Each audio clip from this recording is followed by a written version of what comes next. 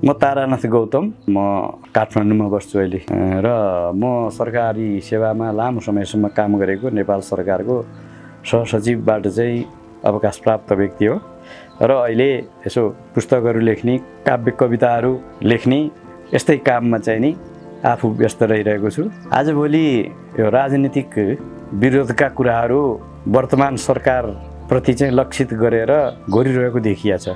काम गर्न नदिने 30औं वर्षसम्म आफूले भ्रष्टाचारजन्य कामहरू गरेर राष्ट्रलाई उन्नतिको बाटोमा नलैजाने अवस्थामा आफू रहे। अरू विभिन्न पार्टीहरू जो अहिले सरकारमा रहेको पार्टी छ त्यो बाहेक, राष्ट्रिय स्वतन्त्र पार्टी बाहेक अरू पार्टीहरूले अब अहिले पनि सरकारले गर्न लागेको काममा हरेक कुरामा चाहिँ खुट्टा तान्ने र काम गर्न नदिने, अडचनहरू गर्ने र भए नभएका प्रमाणहरू अनेक खालका कुराहरू खोतलेर काम गर्नबाट चाहिँ वञ्चित गर्ने जुन प्रवृत्ति देखिया छ, त्यो प्रवृत्ति चाहिँ एकदमै ठिक लागेन मलाई।